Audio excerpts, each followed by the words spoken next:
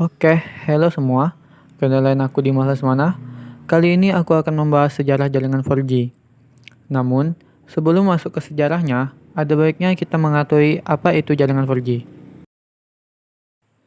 4G adalah singkatan dari bahasa Inggris Fourth Generation Technology.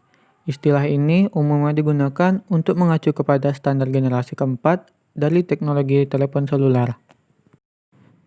4G merupakan pengembang dari teknologi 3G dan 8G. Sistem 4G menyediakan jaringan pita lebar ultra untuk berbagai perlengkapan elektronik. Contohnya telepon pintar dan laptop menggunakan modem USB.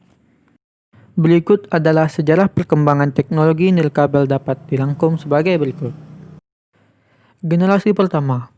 Hampir seluruh sistem generasi ini merupakan sistem analog dengan kecepatan rendah dan suara sebagai objek utama. Contohnya ada NMT atau yang disebut Nordic Mobile Telephone dan AMPS yaitu Analog Mobile Phone System. Generasi kedua dijadikan standar komersial format digital, kecepatan rendah, menengah. Contohnya GSM. Generasi ketiga, digital, mampu mentransfer data dengan kecepatan tinggi dan aplikasi multimedia.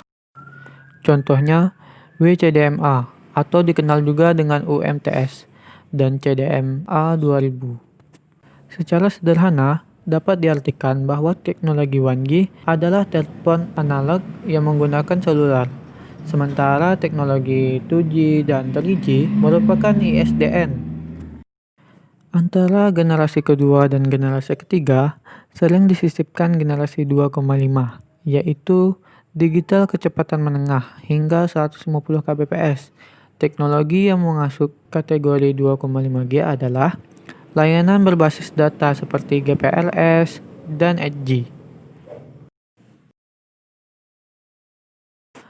Sebelum 4G, High Speed Downlink Packet Access yang kadangkala disebut sebagai teknologi 3,5G telah dikembangkan oleh WCDMA, sama seperti FODO mengembangkan CDMA 2000.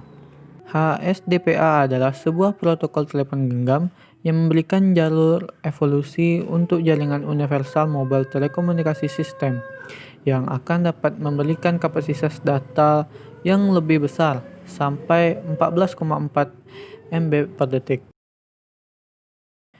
Beberapa keunggulan jaringan 4G LTE diantaranya memiliki kecepatan downlink hingga 300 Mbps dan kecepatan uplink hingga 75 Mbps. Mendukung sistem I2R dan sistem EMT yang menggunakan gelombang frekuensi.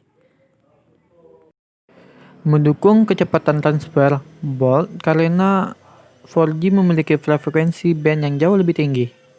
Mendukung mobilitas tinggi. Jaringan 4G mampu meminimalkan gangguan. Selain memiliki keunggulan, jaringan 4G juga memiliki beberapa kelemahan. Berikut beberapa kelemahan jaringan 4G.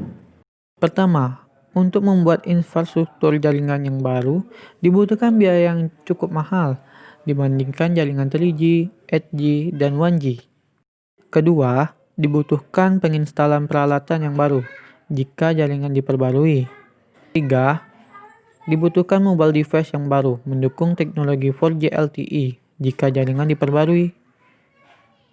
Ya, itu aja penjelasan dari aku tentang jaringan 4G, sejarah 4G, keunggulan jaringan 4G, dan kekurangan jaringan 4G. Kalau kalian ada tambahan, boleh kalian tulis di komentar. Sekian dari aku di Mana.